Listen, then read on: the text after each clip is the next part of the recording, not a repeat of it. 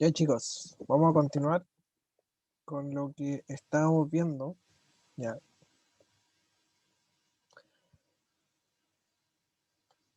Recordar que en donde habíamos quedado era un poco lo que era la encomienda. Ya yo le expliqué un poco de lo que se trataba y todo el asunto. Y bueno, vamos a ver un video un poco explicativo de lo que es la encomienda, ya para que les quede un poco más claro este concepto, ya porque es sumamente importante que ustedes lo entiendan, ya. Necesito saber si es que cuando yo le doy play, si es que lo están escuchando, por favor, ¿ya? Voy a darle Sí, se play ahora. escucha. Encomiendas fue el sistema de organización. ¿Se escuchó eso? ¿Sí? Sí, sí se escucha.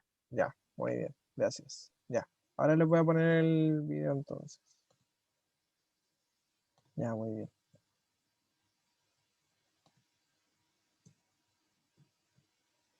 Las encomiendas fue el sistema de organización socioeconómica que se utilizó en América. En ellas se elegía a un patrón español, encomendero, y se le ponía a cargo de una cierta cantidad de siervos que trabajaban las tierras a cambio de la protección de su amo. Por supuesto, estos siervos eran todos indígenas. En teoría, el encomendero tenía la responsabilidad de cuidar y garantizar seguridad y sustento a las personas a su mando. Y en América tenía además la encomienda de educar a los indígenas en el uso del español y en particular en su conversión al catolicismo. Les estamos haciendo un favor y los queremos como a nuestros hijos. Hasta les estamos dejando nuestro apellido. Ahora a trabajar, Newilpilli Sánchez. Lo cierto es que las encomiendas se convirtieron en una institución abusiva y de explotación. Los encomenderos no se preocupaban por los indígenas y los veían solo como una mano de obra forzada que les daba muchas ganancias. Además, como se les consideraba hombres libres que no podían ser esclavizados, ni siquiera los trataban como propiedad, por lo que sus condiciones eran a veces peores que en la esclavitud. Oh, la ironía de la vida. La encomienda se siguió expandiendo y fortaleciendo en los territorios americanos, y si algo quedaba claro para curas y sacerdotes es que no estaba cumpliendo su misión evangelizadora. En realidad, la encomienda no solo ignoraba a los nativos y las nuevas necesidades espirituales, sino que además se estaba convirtiendo en un acto sistemático de crueldad que iba en contra de todas las enseñanzas cristianas. Y los primeros en pegar el grito en el cielo fueron los religiosos, que además de ir a ganar nuevas almas, iban a cuidar que los españoles siguieran las reglas de la iglesia. Los traemos entre pecho, ceja y oreja. No lo olviden. Y el personaje más importante que alzó su voz en contra de las encomiendas y en defensa de los indígenas fue el fraile dominico Bartolomé de las Casas, quien ya estaba harto de la situación. Estoy harto de la situación. De las Casas fue un fraile sevillano que desde 1500 viajó al Caribe, tanto en su condición religiosa como de terrateniente.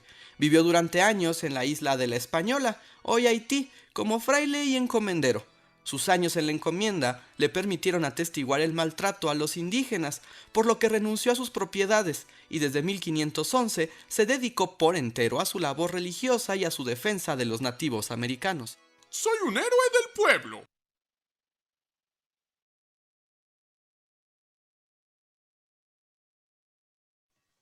Ya. Ahí, chiquillos, vimos un poco más en detalle lo que es un poco lo que era la encomienda, ¿ya?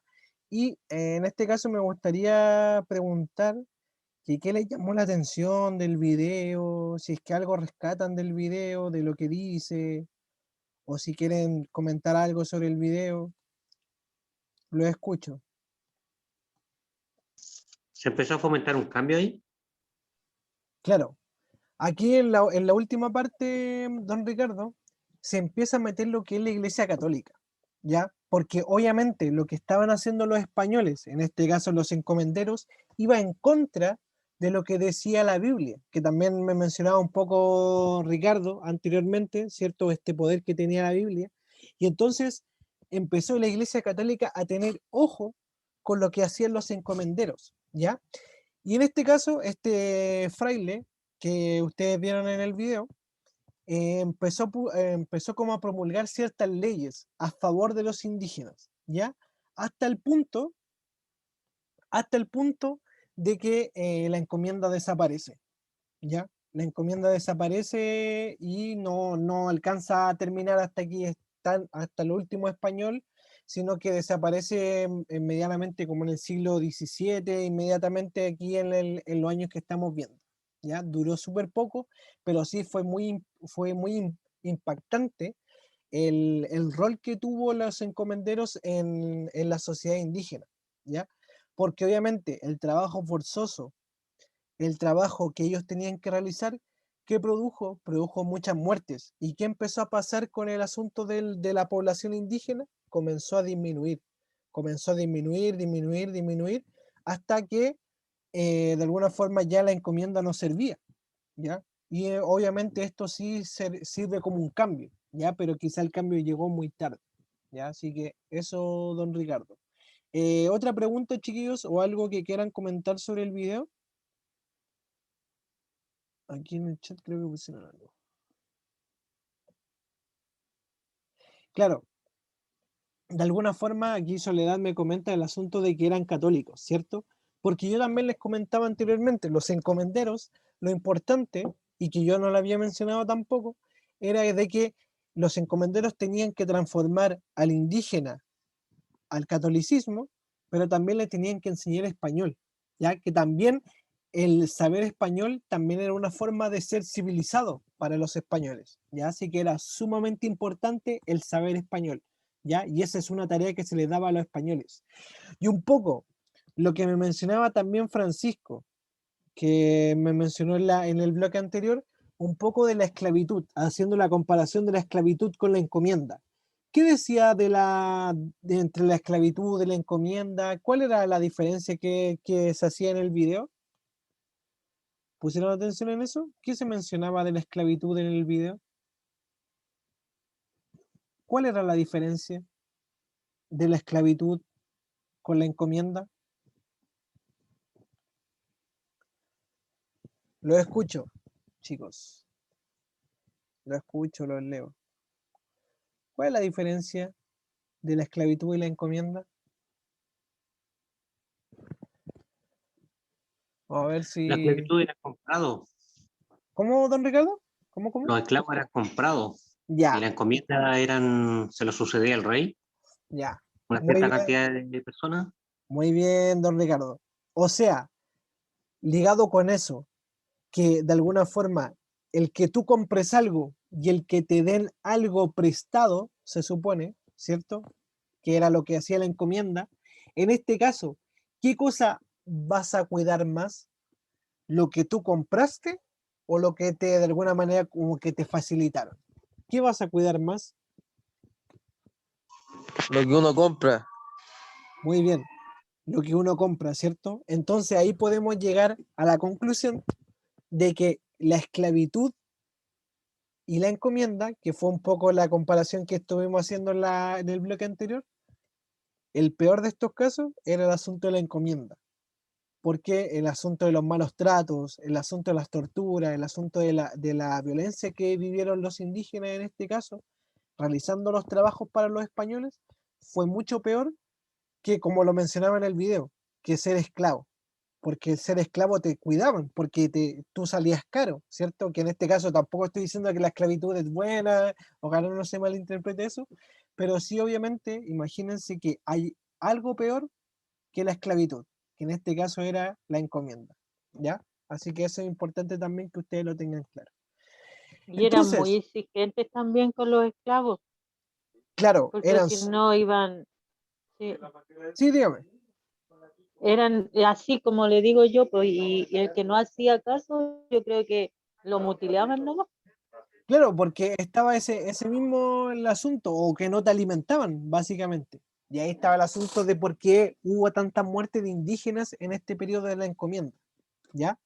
Así que muy bien ahí también ese detalle, ¿ya? Pero luego de la encomienda, que como yo les dije, la encomienda tuvo los ojos encima de parte de sobre todo los católicos, ¿ya? Pasó a lo que es la hacienda, ¿ya? Y se preguntarán, ¿qué es la hacienda? La hacienda, dice, fueron unidades territoriales autosuficientes en las que se desarrolló un sistema de vida que giraba en torno a dos tipos de producción. Esto es muy importante porque me lo mencionaron en el bloque anterior, creo que fue Sandra, el asunto de la importancia de la tierra, porque la hacienda se basaba básicamente en lo que es la agricultura y la ganadería, cosas que se necesitan tierra para poder funcionar. ¿Y quiénes conformaban la hacienda? El patrón, el inquilino y el peón. ¿Ya? Luego dice, sus principales características eran la autosuficiencia, o sea, que solamente necesitaban de ellos para existir. Lo que se hacía en la hacienda era solamente para, de alguna manera, subsistir ahí, no se necesitaba de otra cosa. El núcleo propio de relaciones sociales. Antes de existir las ciudades, en donde se conformaba todas las relaciones sociales, todo se desarrollaba en las haciendas. O sea, imagínense que teníamos una parcela gigante, como la hablábamos en la clase anterior, y en esa parcela gigante es donde se desarrollaba toda la vida social, porque ahí ¿qué había? Había iglesias, había partes donde se podían vender cosas, ¿ya? Pero lo importante es que habían iglesias, ¿ya? Y es donde se desarrollaba lo que es el asunto de las relaciones sociales. Y además, las haciendas hacían alimento, producían alimento de más y entonces podían exportarlos, podían de alguna manera comercializar con otras haciendas, ya que en ese caso no eran ciudades, sino que son haciendas, ¿ya? Eso es sumamente importante. Entonces, chiquillos, aquí también les voy a mostrar un video, un poquito más corto, ¿ya? Pero para que estén atentos de lo que es la hacienda, ¿ya? Así que le voy a poner play. El tema de hoy corresponde a la hacienda colonial en Chile entre los siglos XVII y XVIII. La hacienda es un espacio geográfico eminentemente rural. Correspondió al principal espacio productivo chileno durante la época colonial. En su interior se desarrollaban diversas actividades productivas, siendo una de ellas la actividad agrícola, en especial el cultivo del trigo. Junto a esta actividad agrícola, otro de los ejes lo constituyó la ganadería, con la producción de subproductos como el cebo y los cordobales. Esta actividad productiva no estaba destinada al mercado interno.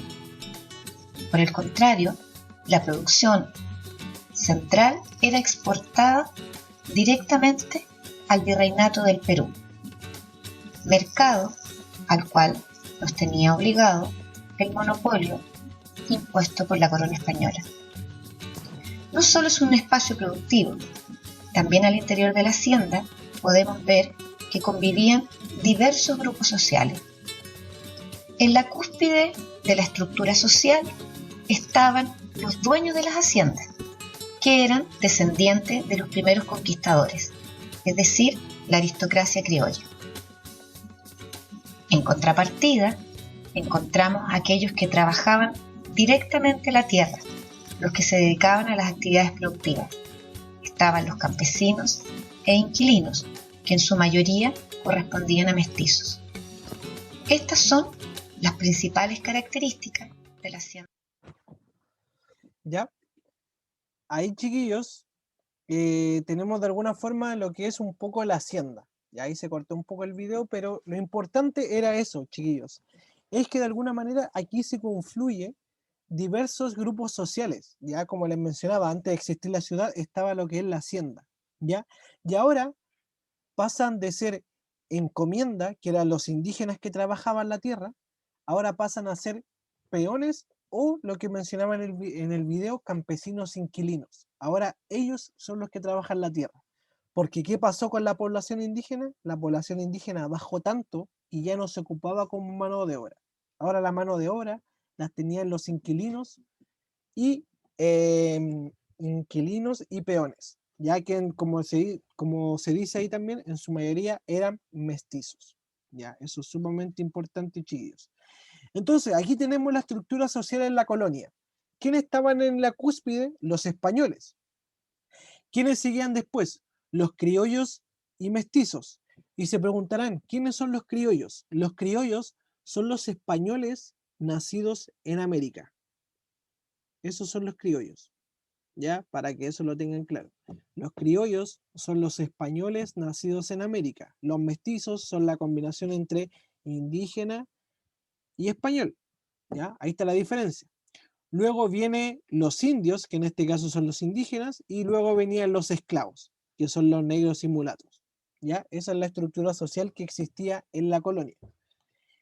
Luego tenemos qué papel podía desempeñar una persona. O sea, si tú por ejemplo, aquí yo les digo, ¿quiénes podían ser funcionarios de la corona?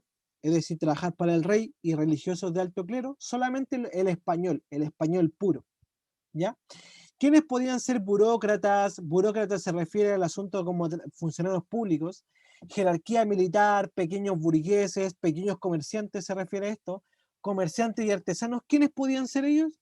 Españoles y criollos y la nobleza indígena, porque también los indígenas también tenían de alguna manera sus reyes, ya sus líderes, ya, y ellos podían pertenecer a esta parte. Luego, ¿quiénes podían ser militares, campesinos, mineros, obreros? Los mestizos, básicamente, como ya les mencioné, y los indígenas, los pocos indígenas que quedaron luego de las encomiendas, ¿ya? Pero en este caso, la mano de obra fuerte son los mestizos ahora, ¿ya? ¿Y quién era la servidumbre? Otros, los mestizos, pero los mestizos más pobres, los indígenas y en especial los negros esclavos, ¿ya? Pero como ya les dije, aquí en Chile fueron muy pocos los esclavos que llegaron a este territorio por ser muy caros. El transporte, el mantenerlos y todo eso era muy caro y por lo tanto aquí no llegaron tantos esclavos, ¿ya? Eso es sumamente importante que lo tengan. Entonces, ¿cómo era la sociedad colonial? Tenemos en primer lugar a los españoles. ¿Quién eran los españoles? En la clase social más alta, estaba constituida por blancos, es decir, españoles y criollos, pero en este caso, particularmente de españoles puros, ¿ya? Los españoles peninsulares eran los más poderosos y adinerados. ¿A qué se refiere con los españoles peninsulares? Los españoles que venían desde España, desde Europa, ¿ya? Y llegaron incluso a comprar mayorazgos. Y se preguntarán, ¿qué son los mayorazgos? Los mayorazgos son un sistema de reparto de bienes que beneficiaba al mayor de los hijos, ¿ya? O sea, ¿para qué se compraban mayorazgos? Para de que de alguna manera tu riqueza que tú tenías se mantuviera en la familia, ¿ya? Y sobre todo, esto a quién le llegaba? Al hijo mayor de la familia, ¿ya? Para que la riqueza no se repartiera entre todos, sino que se mantuviera en la familia. Eso es sumamente importante. Chiquillos, hasta ahí, ¿tienen alguna duda, alguna consulta? No, profe. ¿No? No. Profe, Dígame, dígame. ¿el terrateniente tiene muchas tierras o no? ¿Ese es el nombre? ¿Cómo? ¿Terrateniente el que tiene muchas tierras? El terrateniente de alguna manera es un líder de un trozo de tierra. Eso es el terrateniente. Ah, ya, solamente una parte. Claro, solamente una parte. Ya, ok. ¿Ya? Estamos entonces, ¿ya? Luego tenemos, bueno, ahí tenemos de alguna forma cómo era el español, el español militar, ¿ya? Necesito que se fijen igual como en la vestimenta que tenía el español, ¿ya? Luego, ¿a quién tenemos? Tenemos a los criollos. Dice, estaban compuestos por una diversidad de personajes que no alcanzaron las ventajas de la conquista. O sea, al momento de nacer aquí en España, o sea, al momento de nacer aquí en América, ya todo estaba repartido. Entonces, de alguna manera, ellos llegan tarde, pero aún así siguen siendo españoles. Eran descendientes de villanos, servidores antiguos en España, mayordomos, empleados de confianza, artesanos, escribanos, soldados, oficiales de bajo rango. O sea, eran de alguna manera hijos de personas que no tenían gran importancia. Entonces, por eso ellos tampoco tenían un gran poder, ¿ya? Y en general eran españoles de nacimiento que conservaban escasos rasgos españoles, porque al momento de estar acá, ya un poco la genética que te da estar en América, ya te estaba dando otros rasgos, no te estaba dando el ser blanco, por ejemplo, como eran los españoles de Europa, ¿ya? Entonces aquí tenemos, les puse una imagen de un criollo, ya es muy distinto a cómo se vestía el español, ¿cierto? Es muy distinto a cómo se vestía el español, ya un poco, podemos ver un poco más campesino, ya como lo veríamos hoy en la actualidad. Chiquillos, hasta ahí, en el asunto de los criollos, ¿tienen alguna consulta, alguna duda o algo que quieran preguntar acá? ¿Duda, consulta? ¿Duda, consulta? ¿No? ¿Duda? ¿Duda? ¿No? ¿No? Los leo igual, chicos. ¿No? ¿No tienen dudas? Ojalá me puedan responder que no. No, que no hay dudas. No, profe. No, estamos bien entonces. Ahí Soledad va a mencionar algo. ¿Ya? Luego tenemos a los mestizos, que es lo que estoy hablando anteriormente. ¿Quiénes eran los mestizos? Estaban constituidos por hombres y mujeres libres, quienes eran discriminados por los grupos superiores. ¿Quiénes eran los grupos superiores en este caso?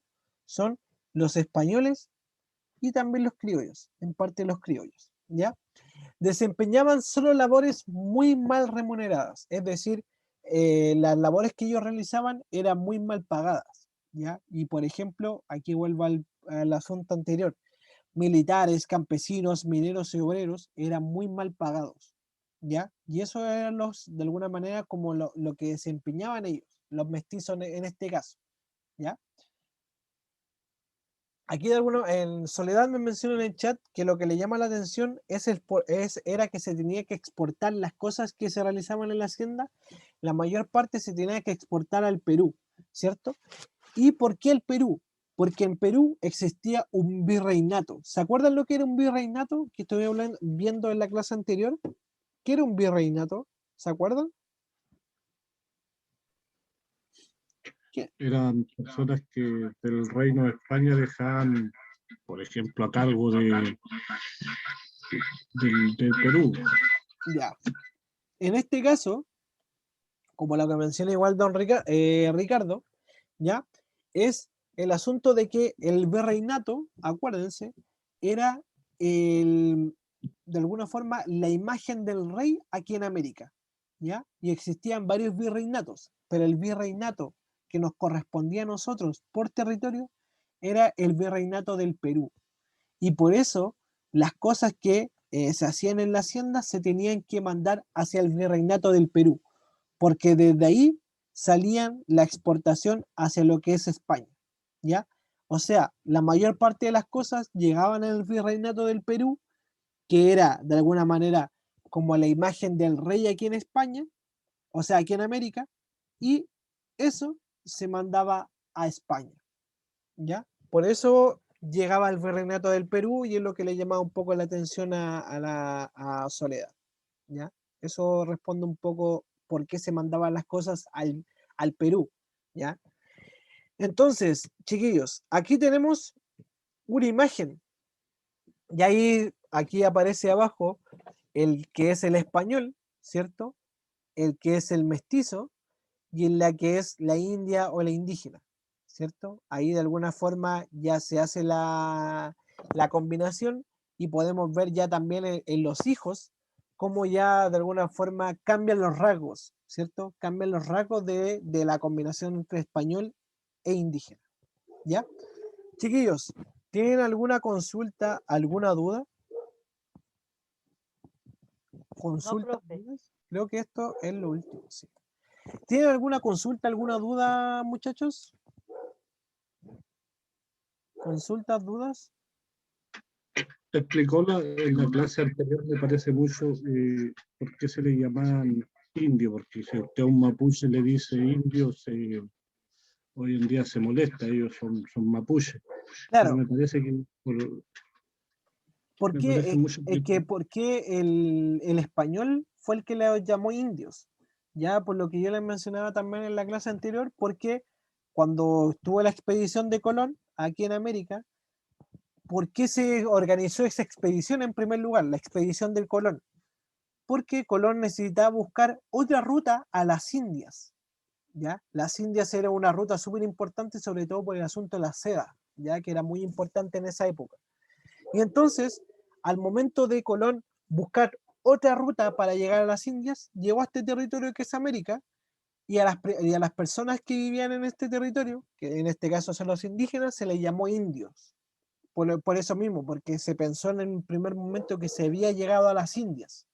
Y por eso, cuando en primer lugar vieron a estos indígenas, les dijeron indios. Por eso es Ricardo. ¿Quedó claro? ¿Sí? Sí, súper. Ya. Yo Chiquillos, tengo una consulta. ¿sí? Ricardo. Antiguamente, en la época de O'Higgins y Carrera, el rango, el poder que tenían era por la cantidad de personas que le trabajaban igual, ¿o no? Claro, la O mayor el- parte, siempre todas las cosas es porque al momento de ser una persona importante, tú igual vas a tener muchas personas trabajando o a pesar de que quizás no directamente, pero sí van a ser de alguna manera como tus seguidores. ¿Ya? Y por eso siempre se tiene gran parte de la gente trabajando a tu lado. Es por eso principalmente. Ah, sí, porque aparte del rango militar que tenían Claro, es el que que ahí tenía está. más personas trabajando en su estancia, o sea, en sus tierras tenía más poder igual. Claro, es por eso, esa es la importancia también. Don Ricardo mencionó algo súper importante, es la importancia de la tierra. Por eso es tan importante la tierra. ¿Y qué necesitas para trabajar la tierra? ¿Necesitas? ¿Qué necesitas? Mano de obra. Mano de obra. Mano de obra, Personas. que en este caso es lo importante. Y lo que yo les mencioné, la mano de obra, ¿cómo se llamaba? Se llamaban inquilinos y peones. ¿Ya? De esa forma se Ah, ya. llamaba la mano de obra de la hacienda, que eran los que trabajaban la tierra. ¿Ya? Ya, Eh, ok. Chiquillos, ¿tienen alguna otra consulta, alguna otra duda? Si no, para ir ya culminando. ¿Consultas, dudas? ¿Los demás? ¿La Iglesia Católica permitía el mestizaje? Sí, obviamente que sí. Lo permitía. ¿Ya? Ah, ya, ok. Sí, sí, lo permitía. Eso es una cosa que no se opuso el asunto de la iglesia. Lo único que se opuso fue en el asunto de la encomienda, por los abusos de los indígenas. Porque eso sí iba en contra de lo que es la Biblia. ¿Ya? No, ¿Sí? profe. ¿Tienen alguna otra consulta? ¿Consultas, dudas? ¿No? Ya. No, profe. Entonces, muchachos, necesito que dejen su nombre, ahora sí, desde ahora, dejen su nombre y curso en el chat, por favor. ¿Ya? Dejen su nombre y curso en el chat y cuando lo coloquen se pueden retirar y nos vemos la próxima clase. ¿Ya? Nos vemos el próximo viernes. Sí, próximo viernes. ¿Ya? Así que estén bien, chicos. Cuídense. Chao, Jessica. Chao, muchachos. Que Chao, estén bien. profe. Buen fin de semana. Cuídate, gracias. Que estén bien. Chao, profe. Muy Chao, bien, chao, nos vemos. Soledad. Gracias. Qué buena que le guste. Chao, chao, profe, cuídate. Chao, chicos, cuídense. Chao, profe. Chao, profe. Chao. Están Chao, animados, profe. ¿no? Es viernes, yo creo. Ajá. Chao, profe. Chao, cuídense. Chao, alumnos. Chao, chao. Recuerden poner el nombre antes de retirarse. Sí, todo Chao, bien. profesor. Ya, muy bien. Chao, cuídense. Igual usted. Chao, profe.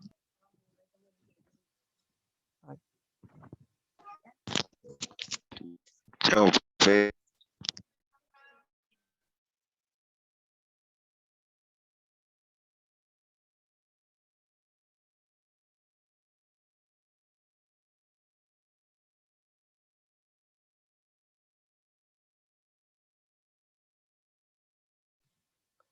Ya.